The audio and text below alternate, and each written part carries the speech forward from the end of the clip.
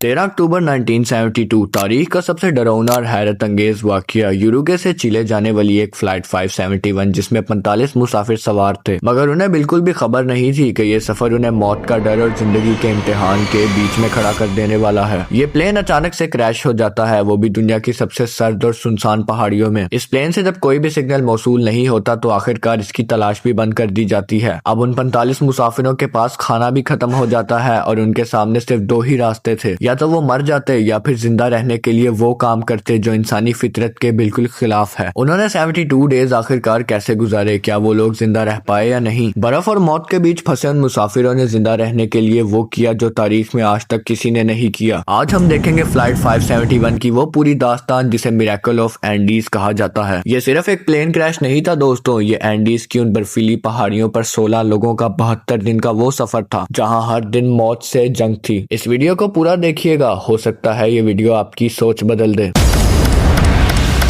Flight 571 एक आम commercial flight नहीं थी दोस्तों। इसमें यूरुगुएन की एक मशहूर रग्बी टीम ओल्ड क्रिस्टियंस अपने दोस्तों और फैमिली के साथ चिली के शहर सैंटियागो जा रहे थे अपना एक मैच खेलने। प्लेन में 45 मुसाफिर थे, सब जवान थे, खुश थे और जिंदगी से भरपूर थे। उन्हें क्या मालूम था कि उनकी ये फ्लाइट उनकी जिंदगी का सबसे डरावना इम्तिहान बनने वाली है। जब प्लेन एंडीज माउंटेन्स के ऊपर से गुजर रहा था तब मौसम अचानक खराब हो गया। घने बादलों और तेज हवाओं के बीच पायलट एक गलतफहमी का शिकार हो गए। उन्हें लगा कि वो पहाड़ों को पार कर चुके हैं और उन्होंने प्लेन को नीचे लाना शुरू कर दिया, लेकिन हकीकत में वो अभी भी एंडीज की बर्फीली चोटियों के बीच में थे। को पायलट की एक मामूली गलती और वो सीधा मौत के दलदल में उतर गए। कैप्टन ने आखिरी लम्हे में प्लेन को ऊंचा उठाने की पूरी कोशिश की, मगर उस वक्त बहुत देर हो चुकी थी। पहली टक्कर प्लेन का राइट विंग ने बर्फीली चोटी को छुआ। एक भयानक आवाज आई जैसे किसी मेटल को आरी से काट दिया गया हो। प्लेन का विंग टूटकर दूर जाकर गिरा और उसकी रफ्तार से प्लेन का टेल भी अलग हो गया। अब सिर्फ प्लेन की टूटी हुई बॉडी थी जो कि तेज रफ्तारी से पहाड़ की ढलान पर फिसल रही थी। अंदर मुसाफिरों के लिए वो दोज़ख का मंजर था। चीखें, रस्सी टूटने की आवाजें, प्लेन की सीट्स अपनी जगहों से उखड़कर एक दूसरे पर गिर रही थी। हर तरफ खून, मेटल और बर्फ थी और फिर सन्नाटा, एक गहरी खौफनाक खामोशी। जब प्लेन रुक गया तो पहला एहसास सर्दी और दर्द का था। जो लोग जिंदा बचे थे वो अपने जख्म को भूलकर टूटे हुए ढांचे में अपने दोस्तों को तलाश कर रहे थे। जिंदगी और मौत ने वहां एक पल में अपने फैसले सुना दिए थे। कुछ लोग फौरन चल बसे, कुछ लोग शदीद जख्मी हो गए और जो मामूली चोट के साथ बचे थे उन्हें मालूम नहीं था कि असल इम्तिहान तो अब शुरू होने वाला है। एंडीज की वो खूबसूरत बर्फ अब उनकी कब्र बन चुकी थी। बच जाने वाले लोग 12,000 फीट की ऊंचाई पर थे जहां पर टेम्परेचर 0 से भी बहुत नीचे होता है। उनके पास ना कोई गर्मी का इंतजाम था, ना जरूरी मेडिकल सामान और सबसे जरूरी दोस्तों खाना तो बिल्कुल भी नहीं था। उन्होंने टूटे हुए प्लेन के हिस्सों को अपना शेल्टर बना लिया। उन लोगों के पास एक छोटा सा रेडियो मौजूद था। अगले 8 दिन तक उन्होंने रेडियो पर तलाश की खबरें सुनी। फिर वो दिन आया जिसे उनकी हिम्मत तोड़ दी। उन्होंने उस छोटे से रेडियो में सुना कि उनकी तलाश को बंद कर दिया गया है। अब वो पूरी तरह तन्हा है। उन्हें पता था कि अगर जिंदा रहना है तो अपनी मदद खुद करनी होगी। वक्त आहिस्ता आहिस्ता गुजर रहा था। क्रैश के सिर्फ चंद हफ्तों बाद उनके पास मौजूद हर छोटी मोटी चीज जैसे चॉकलेट्स, वाइन और बिस्किट्स खत्म हो चुके थे। एंडीज की उन ऊंचाइयों पर ना कोई घास थी, ना ही कोई जानवर था। हर चीज बिल्कुल खाली थी, हर जगह बर्फ का समंदर था। अब सूरत हाल ये थी कि उन लोगों की भूख दरिंदगी की शक्ल इख्तियार करने लगी थी। उसी वक्त रॉबर्ट कैनिसा और नैंडो पराडो जैसे कुछ नौजवानों ने वो बात की जिसे सुनते ही रूह कांप उठी। उन्होंने मसला हल करने के लिए एक ही रास्ता देखा और वो रास्ता था मुर्दार जिस्मों का गोश्त खाना। ये कोई आसान फैसला नहीं था। कई दिन तक गुफ्तगू हुई। उनमें से बहुत से लोग सख्त मजहबी थे। उन्हें लगा कि ये एक बहुत बड़ा गुनाह है। उन्होंने कुरान और बाइबल के हवाले दिए। क्या इंसान जिस्म को खाना इंसानियत है या ये सिर्फ जिंदा रहने की जिद? इस गहरी और दिल टूटी गुफ्तगू के बाद उन्होंने आंसू और दर्द के साथ उन दोस्तों के जिस्मों को इस्तेमाल करने का फैसला किया जो पहले ही चल बसे थे। रॉबर्ट कैनिसा जो मेडिकल स्टूडेंट था, उसने ये सबसे पहले और मुश्किल तरीन काम खुद किया। 72 डेज के इस खून खराबे, दुख, तकलीफ के बाद बाकी बचे हुए सर्वाइवर समझ चुके थे कि रेस्क्यू उन तक नहीं आएगी, उन्हें रेस्क्यू तक खुद जाना पड़ेगा। ये फैसला हुआ कि 3 सबसे मजबूत नौजवान नैंडो प्राडो, रॉबर्ट कैनिसा जो कि एक मेडिकल स्टूडेंट था और तीसरा शख्स टीटो मैथुल मदद मदद की तलाश में सफर शुरू करते हैं। उन्होंने सबसे पहले तो प्लेन के अंदर से मिली हुई हर चीज का इस्तेमाल किया। बॉडी को सर्दी से बचाने के लिए कई लेयर्स में कपड़े पहने। मरहूम दोस्तों के गोश्त के पतले टुकड़े उन्हें कट किया और उन्हें सफर के लिए अपने साथ रख लिया ताकि जब भी उन्हें भूख लगे तो वो उसे निकालें और खा लें। प्लेन की सीट से इंसुलेशन निकाल कर उसे इस्तेमाल किया और एक लंबे से डंडे लिए जिस पर एक छोटा सा लाल कपड़ा बांधा ताकि कोई अगर हेलीकॉप्टर या प्लेन गुजरे तो उन्हें देख सके। 3 दिन के सफर के बाद टीटू मैथुल थक कर वापस लौट आया, लेकिन प्राडो और कैनिसा ने आगे बढ़ने का फैसला किया। उनका मिशन था वेस्ट की तरफ चलते रहना जब तक वो बर्फ से निकल ना जाए। ये सफर तारीख का मुश्किल तरीन एडवेंचर्स में से एक था। उनके पास ना ही प्रॉपर माउंटेनियरिंग बूट्स थे ना इक्विपमेंट। वो सफर 12,000 फीट की ऊंचाई पर था और उन्हें इस सफर में दोबारा 15,000 फीट की ऊंचाई तक चढ़ना पड़ा, सिर्फ ये देखने के लिए कि वो किस तरफ जा रहे हैं। पैराडो का अज़म था। पैराडो ने ये सब अपनी मरहूम माँ और बहन के लिए किया जो कि इस क्रैश में चल बसी थी। उनका जज्बा इतना मजबूत था कि वो थकन और दर्द को महसूस ही नहीं कर रहे थे। रात को वो बर्फ में खोदे हुए छोटे गड्ढों में सोते थे। उनका जिस्म सर्दी से जम जाता था और दिन में वो नंगे जिस्म को सूरज की रोशनी में सेक कर दोबारा सफर शुरू करते थे। 10 दिन तक चलने के बाद उन्हें पहली बार ये एहसास हुआ कि वो अब ग्रीनरी के करीब आ रहे हैं। बर्फ कम हो रही थी और उन्हें जमीन नजर आना शुरू हो गई थी। ये उनकी जिंदगी का सबसे खूबसूरत मंजर था। 20 सितंबर 1972 10 दिन के सफर के बाद वो एक नदी के पास पहुंचे। नदी के दूसरे किनारे पर उन्हें एक इंसान नजर आया। ये चिली का एक चरावा था, सेरिगो कैटलैन इसका नाम था। पहाड़ों की आवाजों की वजह से सेरिगो कैटलैन उनकी बात सुन नहीं पाया। पैराडो ने जोर से चीखा लेकिन कोई फायदा नहीं हुआ। तब पैराडो ने एक कागज का टुकड़ा और पेंसिल ली और उसे एक पत्थर के साथ बांधकर नदी के उस पार फेंका। कागज पर लिखा हुआ था कि हम एक प्लेन से आए हैं जो पहाड़ों में गिरा है। हम उरुगू के हैं। हम 14 लोग जिंदा हैं। हम चल नहीं सकते। जल्दी आओ हमारी मदद के लिए। चरावे ने जब ये पैगाम देखा तो वो हैरान रह गया। वो फौरन मदद लेने के लिए घोड़े पर तेजी से निकला। 2 दिन बाद 22 सितंबर 1972 को चिली की एयरफोर्स के हेलीकॉप्टर पैराडो और कैनिसा की मदद से क्रैश साइट तक पहुंचे जहां पर उनके बाकी साथी भी थे। जब 14 बचे हुए सर्वाइवर्स ने हेलीकॉप्टर और नैंडो प्राडो को देखा तो 72 दिन का इंतजार खत्म हो गया। खुशी, दुख और निजात के जज्बात उनके चेहरों पर वाज़ेह थे। जिंदा रहने की इस दास्तान में 45 में से सिर्फ 16 लोग घर वापस जा सके। फ्लाइट 571 सिर्फ एक प्लेन क्रैश की कहानी नहीं है, ये कहानी है इंसानी अज़म की और टीम वर्क की। ये बताती है कि मुश्किल तरीन हालात में भी इंसान हार नहीं मानता। वो 16 लोग जो जिंदा बचे उन्हें सिखाया कि जिंदगी सबसे कीमती तोहफा है और इसे बचाने के लिए इंसान किसी भी हद तक जा सकता है। आप इस हैरत अंगेज कहानी के बारे में क्या सोच रखते हैं? क्या आपके लिए फैसला करना मुमकिन होता या फिर आप ऐसी सूरत हाल में होते तो क्या करते? उम्मीद करता हूँ आप लोगों को ये वीडियो अच्छी लगी होगी। अगर इस वीडियो में मुझसे कोई भी इन्फॉर्मेशन गलत दे दी गई हो तो आप मुझे कमेंट सेक्शन के अंदर जरूर गाइड कर सकते हैं। अपना बहुत ज्यादा ख्याल रखिएगा। मिलते हैं आपसे अगली वीडियो में, तब तक के लिए अल्लाह हाफिज।